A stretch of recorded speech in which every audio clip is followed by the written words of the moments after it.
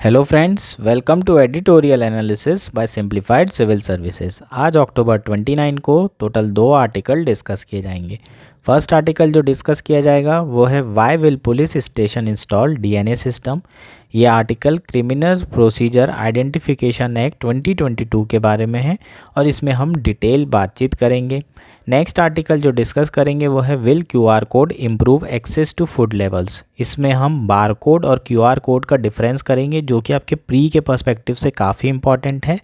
और एफएसएसएआई ने रिसेंटली जो रिकमेंडेशन दी है क्यूआर कोड को इंक्लूड करने की फूड पैकेजिंग में, उसके बारे में बात करेंगे। उसके क्या इम्प्लीकेशंस हैं फॉर वीआईपी मतलब विजुअली इम्पेयर्ड पर्सन के लिए।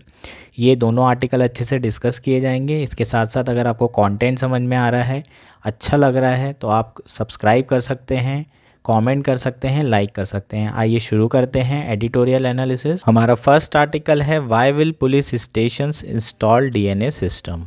यह आर्टिकल द हिंदू में आया है और ये article basically criminal procedure identification act के ऊपर आया हुआ है।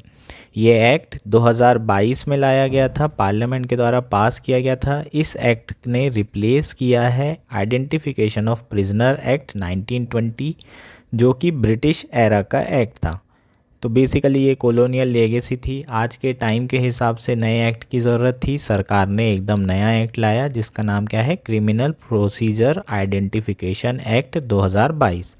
इस आर्टिकल में हम इसी एक्ट के बारे में बात करेंगे। नोडल एजेंसी क्या है उसके बारे में बात करेंगे। ग्राउंड लेवल पर इसका इम्प्लीमेंटेशन कैसा चल रहा है, स्टेटस की बात करेंगे और क्या क्या चैलेंजेस आ रहे हैं। ये आर्टिकल में इस तरीके से सारी चीज़ें कवर की जाएगी। तो बेसिकली GS2 मेंस के पर्सपेक्टिव से गवर्नेंस में ये डायरेक्टली पूछा जा सकता है आपको। प्रीलिम्स में भी इसको डायरेक्टली पूछा जा सकता है। इसके जो फीचर्स हैं, इसकी जो कैरेक्टरिस्टिक्स हैं, ठीक है, वो सारी चीज़ें आपको पूछी जा सकती हैं। इसके जो सेक्शंस हैं वो आपको डायरेक्टली पूछे जा सकते हैं प्री पर्सपेक्टिव से। तो प्री और मेंस दोनों पर्सपेक्टिव से पढ़ेंगे। की पॉइंट्स लिख लेंगे। की पॉइंट्स जैसे मैं बताऊंगा वही पॉइंट्स आप लोग इसमें लिखिएगा, वही आपके लिए रेलेवेंट भी होगा। पूरा का पूरा कॉपी पेस्ट करने की ज़रूरत नहीं है अगर आप नोट्स बना रहे हैं तो। अगर आप सिर्फ सुन रहे हैं तो कोई बात नहीं, आप स्क्रीनशॉट भी ले सकते हैं जो पॉइंट्स यहाँ पर लिखेंगे। शुरू करते हैं आर्टिकल। आर्टिकल क्या है, सबसे पहले तो कि 2022 में बेसिकली पार्लियामेंट ने ये नया एक्ट बनाया था, क्रिमिनल प्रोसीजर आइडेंटिफिकेशन एक्ट, अप्रैल 2022 में। फिर है फर्स्ट पॉइंट, इसका एम क्या था। To the act enable police and central investigation agency to collect, store and analyze physical and biological sample including retina and iris scan of arrested person। तो यहाँ पर की पॉइंट क्या है, अरेस्टेड पर्सन। ठीक है, अरेस्ट पर्सन का मतलब कन्विक्टेड होना ज़रूरी नहीं है, वो दोषी है या निर्दोष वो तो कोर्ट तय करेगा। अगर पुलिस ने किसी को अरेस्ट किया है तो वो आइडेंटिफिकेशन के लिए बहुत सारी चीज़ें कलेक्ट कर सकते हैं। जो डेटा कलेक्ट किया जाएगा उसे प्रॉपरली एनालाइज करने के लिए ये एक्ट बनाया गया है। क्या क्या चीज़ें कलेक्ट करेंगी, कौन सी अथॉरिटी उसे कलेक्ट करेगी, कौन सी नोडल एजेंसी है, इस एक्ट में ये सारी चीज़ें बातचीत की गई है। तो हमारा जो फर्स्ट पॉइंट होगा वो होगा एम। ठीक है, उसमें अरेस्टेड पर्सन का फिजिकल और biological sample including retina and iris scan. तो यहाँ पर आइरिस स्कैन और रेटिना, ठीक है, ये सैंपल लेना भी जो है ज़रूरी कर दिया गया है और ये इम्पॉर्टेंट पॉइंट है आपका, इसे आपको याद रखना है। पहले वाले एक्ट में आइरिस और रेटिना स्कैन का कोई प्रावधान नहीं था, न्यू एक्ट में ये ऐड किया गया है। The rules that would govern the act were notified in September 22. However, the act is yet to be implemented fully as the NCRB, the nodal agency, is still preparing the guidelines and standard operating procedure to implement the legislation. ठीक है, तो इसका जो है rules बनाना था 2022 सितंबर तक, लेकिन अभी तक ये अच्छे से इम्प्लीमेंट नहीं हो पा रहा है क्योंकि NCRB जो कि इसकी नोडल एजेंसी है उसने अभी तक के प्रॉपरली पूरे रूल्स नहीं बनाई हैं। तो दूसरा पॉइंट क्या हो जाएगा, NCRB is a nodal agency implementing agencies. ठीक है, इम्प्लीमेंटिंग द एक्ट। तो ये आपका दूसरा पॉइंट हो जाएगा। इसी फॉर्म में आप बना सकते हैं। ठीक, the NCRB operates under the union ministry of home affairs, though the act and rules do not distinctly mention collection of DNA sample and the face matching procedure. In subsequent meeting with the state police officials, the NCRB has said that the measure will be rolled out in around 1300 location across the state.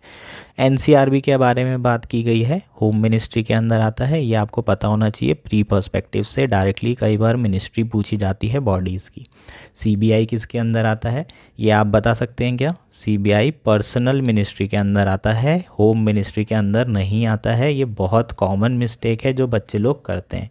ठीक है, तो personal ministry, personal grievances एक ministry है, उसको आप देखिए CBI इसके अंदर आता है। NCRB होम मिनिस्ट्री के अंदर आता है। ये इंपॉर्टेंट पॉइंट है हमारे लिए। वैसे तो एक्ट और रूल्स में कहीं पर भी DNA सैंपल की बात नहीं लिखी गई है, DNA सैंपल्स को कलेक्ट करने की बात नहीं लिखी गई है, लेकिन रिसेंटली NCRB ने जो स्टेट पुलिस ऑफिशियल हैं उनको एक मीटिंग में गाइडलाइन दी है, उन्हें एक मीटिंग में कहा है कि आप लोग रोल आउट करिए ये आइरिस और रेटिना कलेक्शन से रिलेटेड प्रोग्राम को। लोगों के जो भी अरेस्टेड पीपल हैं उनके आइडेंटिफिकेशन में आइरिस और रेटिना कलेक्शन भी हमें लेना है। लगभग 1300 लोकेशन है जहाँ पर ये चीज़ें इम्प्लीमेंट की जा रही है। अब बात कर रहे हैं why was the legislation brought in. Basically ये आइडेंटिफिकेशन ऑफ प्रिजनर एक्ट जो कि ब्रिटिश एरा का था, कॉलोनियल लेगेसी थी। उस समय का टाइम और आज का टाइम अलग है, अभी टेक्नोलॉजीज़ बदल चुकी है, तो इन्वेस्टिगेशन सिस्टम भी चेंज होना चाहिए, प्रोसीजर्स चेंज होनी चाहिए, जो नए इक्विपमेंट है, टेक्नोलॉजी है, उसको इंक्लूड करना ज़रूरी है। ठीक है, तो ये सारी चीज़ें करने के लिए जो है नया एक्ट लेके आए हैं। हुज स्कोप वाज लिमिटेड, जो प्रिजनर एक्ट था, आइडेंटिफिकेशन प्रिजनर एक्ट, उसका जो स्कोप था बहुत लिमिटेड था, सिर्फ fingerprint, finger impression, footprint impression, photograph of certain category of convicted person and impression of non convicted person on the order of magistrate. Basically इसमें क्या था, जो कन्विक्टेड पर्सन है, ठीक है, इसको याद रखने की ज़रूरत है। पुराने एक्ट में जो कन्विक्टेड पर्सन है उसका डेटा और नॉन कन्विक्टेड पर्सन का डेटा तब लिया जाएगा जब DM जो है ऑर्डर करेंगे, डायरेक्टली नहीं लिया जाएगा। The government set the new act made provision for the use of modern techniques to capture and record appropriate body measurement. ठीक है, तो बेसिकली जो नई टेक्नोलॉजीज़ हैं उसको जो है इंक्लूड किया गया है नए एक्ट में, इसलिए पुराने एक्ट को रिपील किया गया है और नए एक्ट को लाया गया है। What is the role of NCRB, ये इंपॉर्टेंट पॉइंट है। अभी हमारा NCRB हमें ये पता चल गया कि नोडल है, अब इसका काम क्या है ये आपको पता होना चाहिए। The central body has entrusted with the task to store, process, share, disseminate and destroy record of measurement। तो NCRB के पास वो अथॉरिटी है कि वो स्टोर करे, प्रोसेस करे, शेयर करे, डिसेमिनेट करे और डिस्ट्रॉय कर पाए जो भी आइडेंटिफिकेशन के लिए, मेजरमेंट के लिए लिया जा रहा है किसी भी अरेस्टेड पर्सन का। Impressions taken at any police station will be restored in common database maintained by NCRB। ठीक है, तो NCRB एक कॉमन डेटाबेस बनाएगा और उसमें सारी चीज़ें, जितने भी पुलिस ऑफिशियल हैं, पुलिस बेसिकली स्टेट सब्जेक्ट है, तो स्टेट सब्जेक्ट में सारी चीज़ें पहले डिसऑर्गेनाइज्ड वे में थी, अब इसे सेंट्रलाइज सिस्टम में किया जा रहा है। आपने बहुत बार हॉलीवुड मूवीज़ देखी होगी, कोई भी पर्सन जो सस्पेक्टेड होते हैं या फिर उनके सैंपल चेक करने के लिए उनके फिंगरप्रिंट मैच कराए जाते हैं कंप्यूटर में और फिर वहाँ पर मैचिंग हो जाती है ना। आपने CID देखा होगा, उसमें भी होता है। तो ये बेसिकली मैचिंग करने के लिए हमें सैंपल की तो ज़रूरत होगी, तो वो डेटा इकट्ठा किया जा रहा है इस एक्ट के थ्रू। The database could be access by authorise police and the prison official across the country. ठीक है, ये भी इंपॉर्टेंट पॉइंट है। डेटाबेस कौन कर सकता है use? Authorised police official and prisoner officers. ठीक है, तो ये दोनों ही इस डेटा को यूज़ कर सकते हैं प्रॉपरली। ठीक है, the NCRB will prescribe the specification of equipment or devices to be used for taking measurement in digital and physical format, the method of handling and storing measurement by the state police in a format compatible with NCRB database and also information technology system to be used taking the measurement। तो basically NCRB सारी guideline provide करेगा कि आपको कैसे measurement लेना है, physical format में state police official को कैसे मेजरमेंट लेना है, डिजिटल फॉर्मेट में मेजरमेंट कैसे होगा, जो इंफॉर्मेशन टेक्नोलॉजी सिस्टम यूज़ किया जाएगा वो कौन सा यूज़ किया जाएगा, तो उसे पूरी की पूरी ट्रेनिंग देने का काम किसका है, एनसीआरबी का। The police and the prisoner officer have been authorised to take measurement and the act expanded the scope to also allow any person skilled in taking the measurement or a registered medical practitioner or any person authorized to take such measurement, the records are stored for 75 years। ये point important है। जो भी record होंगे, मान लीजिए आप convict हो जाते हैं तो आपके रिकॉर्ड 75 सालों तक रहेंगे उस डेटाबेस में, उसके बाद ये डिलीट करना पड़ेगा। ठीक है, कौन डिलीट करेगा, जो पर्सन होगा वो खुद ही डिलीट करवाएगा इसे, एनसीआरबी जो नोडल एजेंसी है उसको कह करके। ठीक है, एक चीज़ जो इम्पॉर्टेंट है वो ये भी है कि पुलिस एंड प्रिजनल और जो प्रिजन ऑफिसर्स हैं वो मेजरमेंट ले सकते हैं। मान लीजिए आप अरेस्ट होते हैं तो पुलिस ऑफिसर या जैसे ही आप प्रिजन में जाते हैं तो वहाँ पर भी आपका मेजरमेंट होता है। आपने हॉलीवुड मूवीज़ में देखा होगा, फ़ोटो वगैरह खींचती है नाम के साथ, तो ये सब सारी चीज़ें होती हैं। उसके अलावा भी ये एक्ट को एक्सपांड किया गया है। इसमें अगर कोई ऐसा पर्सन है जो प्रॉपरली स्किल्ड है, फॉर एग्जांपल आईटी सिस्टम को यूज़ करने के लिए कोई स्किल्ड पर्सन है, वो भी मेजरमेंट ले सकता है। प्लस रजिस्टर्ड मेडिकल प्रैक्टिशनर भी ये मेजरमेंट ले सकते हैं। तो ये जो एक्ट है इसके स्कोप को बढ़ाया है। पहले सिर्फ कौन ले सकता था, पुलिस और प्रिजनर ऑफिसर्स ले सकते थे 1920 एक्ट में। अब स्कोप को बढ़ा करके एक्स्ट्रा कोई अगर स्किल्ड पर्सन है वो मेजरमेंट लेने में तो वो ले सकता है, या फिर रजिस्टर्ड मेडिकल प्रैक्टिशनर भी ले सकता है। इसको भी ऐड करना है, मेडिकल प्रैक्टिशनर और ठीक है स्किल्ड पर्सन। ठीक है, राइटिंग को थोड़ा सा समझ में नहीं आ रहा है तो कोई बात नहीं, लेकिन थोड़ा जल्दी जल्दी करने के चक्कर में ऐसा लिखना पड़ रहा है। आप लोग थोड़ा सा अच्छे से लिख लीजिएगा अगर आप लिख रहे हैं तो। What is the status on the ground, ground में क्या स्टेटस है, इसके इम्प्लीमेंटेशन किस तरीके से हो रहा है उसके बारे में बात की गई है। Police across states have been trained to record finger impression through national automated fingerprint identification system NAFIS। ये NAFIS के बारे में अलग से प्रीलिम्स में पूछा जा सकता है, काफ़ी इम्पॉर्टेंट है। ठीक है, तो पूरे स्टेट्स में जो पुलिस ऑफिशियल हैं उन्हें ट्रेन किया जा रहा है कि फिंगर इम्प्रेशन कैसे लेना है through national automated fingerprint identification system. ठीक है, तो ये एक सिस्टम है, ये अलग है, एनसीआरबी का ही है, लेकिन it's a separate project that was launch in 2022। ठीक है, तो इसे 2022 में लॉन्च किया गया था एनसीआरबी के द्वारा ही। ठीक है, ये अलग प्रोजेक्ट है, इसे समझने की ज़रूरत है। इसमें क्या होता है NAFI, इसमें 10 डिजिट का यूनिक आइडेंटिफिकेशन नंबर जो है हर फिंगरप्रिंट को दिया जा रहा है। मतलब आपका फिंगरप्रिंट है, आपके फिंगरप्रिंट को एक नंबर एलोकेटेड किया जाएगा और फिर वो आप सिस्टम में डाल दिया जाएगा। ठीक है, तो उस नंबर से जो है क्या कर सकते हैं, आप सर्च कर सकते हैं किसी भी फिंगरप्रिंट को जो कि उस डेटाबेस में है। It assign unique 10 digit national fingerprint number two all suspect arrested by the officials, या फिर जितने भी लोग सस्पेक्ट अरेस्ट हो रहे हैं सबके फिंगरप्रिंट इस सिस्टम में क्या किए जाएंगे, डेटाबेस में डाला जाएगा। State police have their own fingerprint database NAFIS integrate the data on a common platform enabling the police to run a countrywide search to match fingerprint। ठीक है, तो जनरली पुलिस वालों का अपना डेटाबेस सिस्टम है। NAFIS एक common database है पूरे इंडिया का, इसमें सारा का सारा डेटा ट्रांसफ़र किया जाएगा और पूरे जो पुलिस ऑफिशियल हैं वो सिर्फ अपने स्टेट का ही नहीं, NAFIS के थ्रू पूरे इंडिया में जो है क्या कर सकते हैं, सर्च कर सकते हैं उस फिंगरप्रिंट को। ठीक है, नेक्स्ट है हमारा NAFIS work station are operational in many state. तो ये बेसिकली काफ़ी जगह ऑपरेशनल हो चुका है। अब चैलेंजेस की बात की जाती है, ये जो एक्ट हैं इसके क्या चैलेंजेस है। सबसे पहला जो चैलेंज है वो क्या है, राइट टू प्राइवेसी।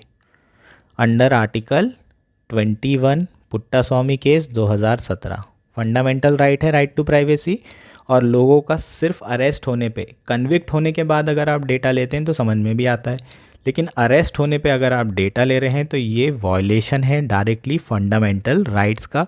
जो अपोजिशन पार्टी के मेंबर हैं उन्होंने ये जब उस समय एक्ट पास हो रहा था तब उस समय भी ये बातचीत की गई थी। With plans to include DNA sample and facial recognition technology, question arose about the protection of such data. उसके बाद जो प्राइवेसी एक्ट में जो भी आप डेटा ले रहे हो क्या वो प्रोटेक्ट कर पाएगी गवर्नमेंट, तो साइबर सिक्योरिटी वाले इशू, साइबर हैकिंग वाले इशू, ये सारे इश्यूज भी चैलेंजेस में आ जाएंगे। ये हमारा क्या हो जाएगा, फर्स्ट चैलेंज हो जाएगा। A police officer in UP said that though the rules state that the measurement of the person detained or arrested under prohibitory or preventive section of the law are not to be recorded, not many officers are aware of it. ये जो important point क्या है, अगर prevention of basically preventive act के अंदर है ना, preventive act के अंदर अगर मान लीजिए पोटा है, टाडा है, इसके अंदर किसी को आप अरेस्ट कर रहे हैं, उसका डेटा आप नहीं ले सकते। ठीक है, अरेस्ट नॉर्मल अगर किसी प्रिवेंशन ऑफ प्रिवेंटिव एक्ट के अलावा अगर किसी और सेक्शन के अंदर अरेस्ट किया जा रहा है तो आप डायरेक्टली ले सकते हैं आइडेंटिफिकेशन के लिए मेजरमेंट्स। लेकिन अगर प्रिवेंटिव एक्ट के अंदर टाडा हो गया, पॉस्को हो गया, इन सब के लिए अगर आप कर रहे हैं तो आप अरेस्ट करने के बाद भी वो डेटा नहीं ले सकते, और ये सारी जानकारी बहुत सारे पुलिस ऑफिशियल्स को नहीं है। The rule state that unless a person is booked under prohibitory and preventive section that are clubbed with other serious criminal charges, the measurement will not be stored in the system. अगर preventive sections के अंदर किसी को arrest कर रहे हो तो आप नहीं ले सकते। अगर आप इसके साथ साथ और भी बहुत सारे सेक्शन हैं, बहुत सारे क्रिमिनल चार्जेस हैं जो कि नॉर्मल आईपीसी सीआरपीसी में हैं, तभी आप उनका मेजरमेंट ले सकते हो। It takes the onus of destruction and disposal of records of an individual from the central database in case a person has been falsely implicated in a crime or has been acquitted by the court. For such a disposal destruction, the request will have to be made to nodal officer.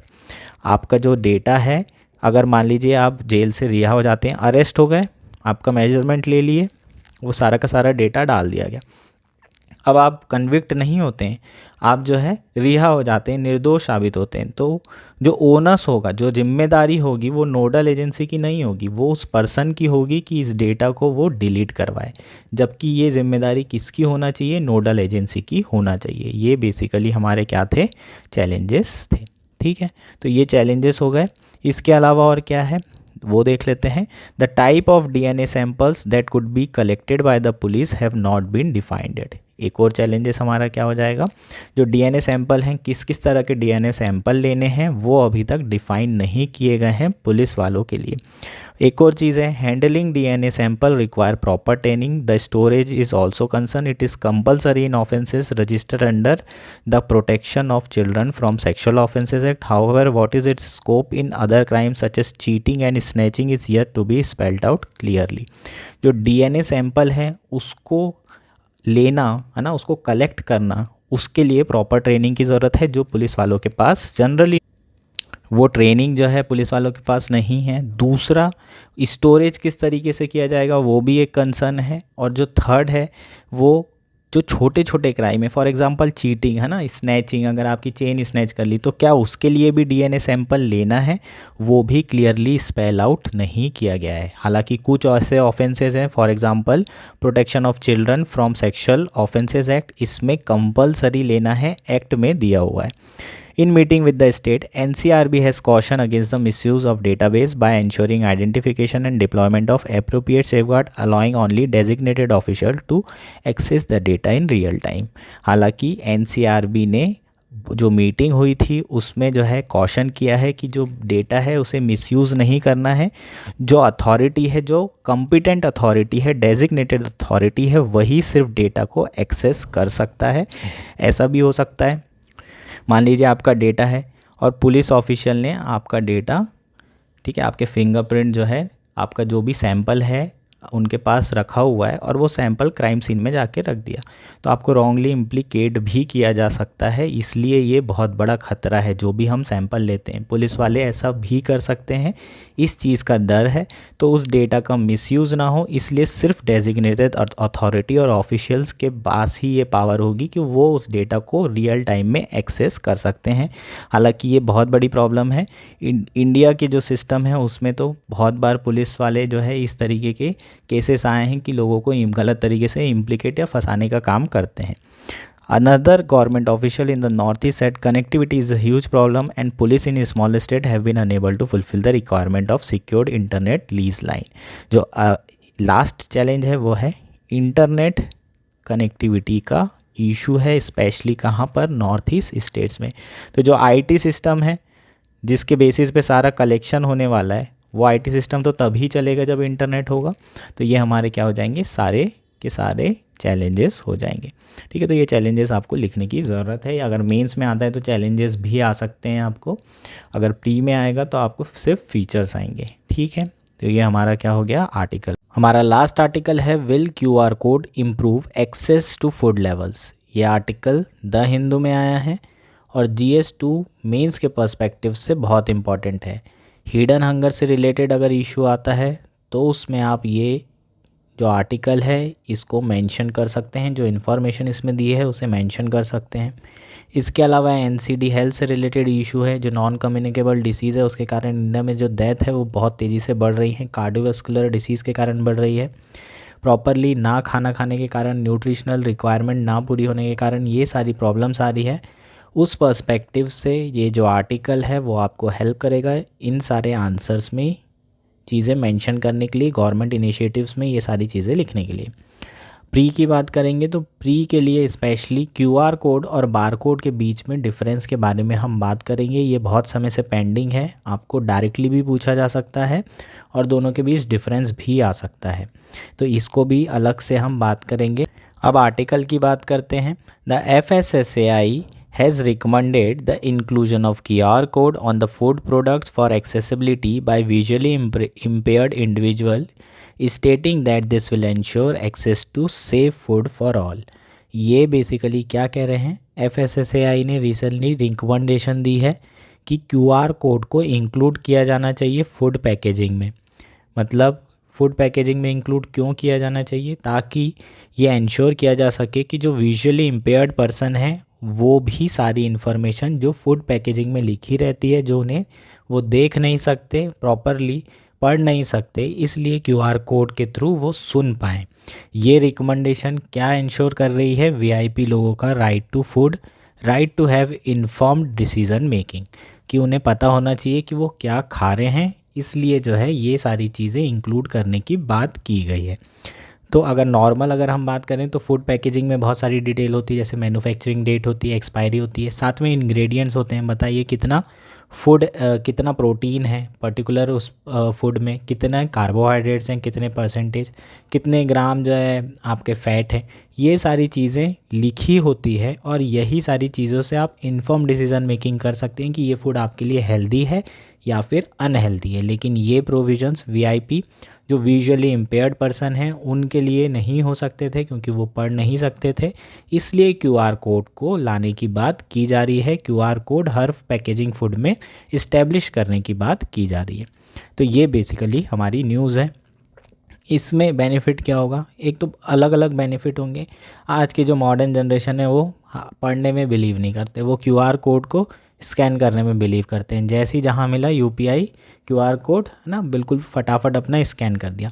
उनके लिए भी बहुत benefit होगा QR code के through. Packaging में बहुत सारी information, वो जो है बहुत सारी इन्फॉर्मेशन जो नहीं आ सकती पैकेजिंग में, वो भी आपको QR कोड में मिल जाएगी। इससे बहुत ज़्यादा बेनिफिट मिलेगा। आप जो भी फूड खा रहे हैं आपको पता होगा कि उसमें कितने जो है विटामिन्स हैं और कितना फ़ैट है और कितनी जो है वो आपके लिए हेल्दी है और कितनी अनहेल्दी है। जो हिडन हंगर का इशू है वो भी इससे रिज़ॉल्व हो सकता है अगर लोगों को अवेयर किया जाए इस QR कोड के थ्रू। ठीक है, इंडिया में जो इशू चल रहा है NCD का, जो नॉन कम्युनिकेबल डिसीज़ के कारण डेथ हो रही है, वो इशू भी बेहतर फूड खाने से, बेहतर मतलब अच्छा फूड, हेल्दी फूड खाने से रिजॉल्व हो सकता है, उसे भी एड्रेस किया जा सकता है। तो उसमें जो क्यूआर कोड है वो काफ़ी बड़ा रोल अदा कर सकता है। ये क्या होगा, ये हमारे इसका बेनिफिट हो जाएगा बाकी बाकी जगह में भी, विजुअली इम्पेयर्ड पर्सन के अलावा भी, है ना। तो ये हो जाएंगी कुछ चीज़ें जो इम्पॉर्टेंट हैं। अब बात करते हैं क्यूआर कोड की और बार कोड की। क्यूआर कोड और बार कोड के बारे में हम बात कर लेते हैं। ओएमआर में हमारे क्यूआर कोड होता है कि बार कोड होता है? ओएमआर में हमारा बार कोड, आपने देखा होगा जब भी आप ओएमआर में एक नीचे देखेंगे तो एक छोटा सा ब्लैक कलर का एक डब्बा रहता है, उसमें इंफॉर्मेशन रहती है, ठीक है। और क्यूआर कोड आप यूपीआई में देखेंगे, है ना। यूपीआई करते हैं जब आप पेमेंट करते हैं, तब आप क्यूआर कोड को स्कैन करते हैं। ये 1952 में रिलीज़ हुआ था, ये 1994 में रिलीज़ हुआ था। इसके दो टाइप हैं, 1 डायमेंशनल, 2 डायमेंशनल। इसका सिंगल टाइप है, एक ही डायमेंशन है।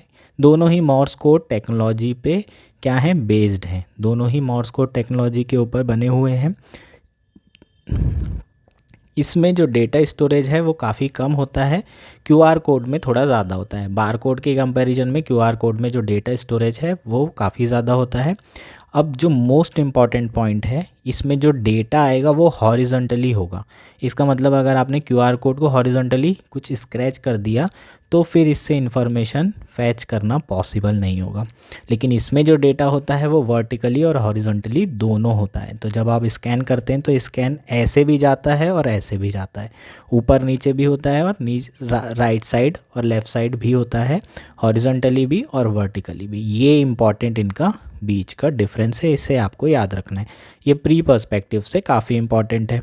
अब कौन कौन सी इन्फॉर्मेशन क्यूआर कोड प्रोवाइड करेगा, तो एफएसएसएआई ने एडवाइस किया है कि बहुत कॉम्प्रिहेंसिव डिटेल्स होनी चाहिए प्रोडक्ट की, ठीक है। जैसे कि इंग्रेडिएंट हो गया, न्यूट्रिशनल इन्फॉर्मेशन हो गया, एलर्जेंस हो गया, मैन्युफैक्चरिंग डेट हो गया, एक्सपायरी डेट हो गया, एलर्जन वार्निंग हो गया, contact information for customer inquiries. ये भी एक इम्पॉर्टेंट चीज़ है जो ऐड की गई है।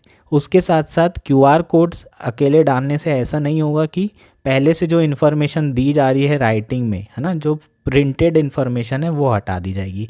बिल्कुल ऐसा नहीं है, क्यूआर कोड एक्स्ट्रा होना चाहिए। ये जो हम राइटिंग में डिटेल्स लिखते हैं वो मैंडेटरी है।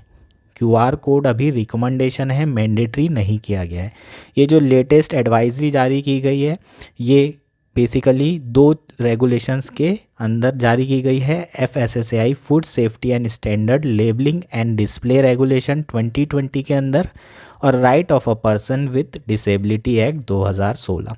तो बेसिकली ये right of VIP person ensure कर रहा है थ्रू क्यूआर कोड, ठीक है, ताकि वो सारी इन्फॉर्मेशन को पढ़ सकें। जैसे वो स्कैन करेंगे वो इन्फॉर्मेशन पढ़ तो नहीं पाएंगे लेकिन सुन पाएंगे। जैसी वो इन्फॉर्मेशन आएगी तो अपने मोबाइल में उसको स्कैन करके सुन सकते हैं और फिर इन्फॉर्म डिसीजन मेकिंग कर सकते हैं। बेसिकली ये एक्सेसिबिलिटी बढ़ाने की बात की जा रही है सब किसके लिए, फिर जो पीडब्ल्यूडी पीपल होते हैं, दिव्यांग लोग होते हैं, उनके लिए।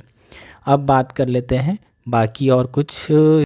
एक पॉइंट जो मिस हो गया था वो है फ्रंट ऑफ पैक लेबलिंग, जो 2019 में एफएसएसएआई ने मैंडेटरी की थी। उसमें यह था कि फ्रंट में सारी की सारी लेबलिंग होना चाहिए, पीछे साइड नहीं होना चाहिए, ताकि लोगों को एजुकेट किया जा सके, कंज्यूमर को, और अवेयरनेस बढ़ाई जा सके। ये 2019 में शुरू किया गया था for informed decision making, informed choices, ठीक है। ये पॉइंट मिस हो गया था हमारा, बाकी तो सारी चीज़ें हो गई हैं। Thank you, enjoy your day.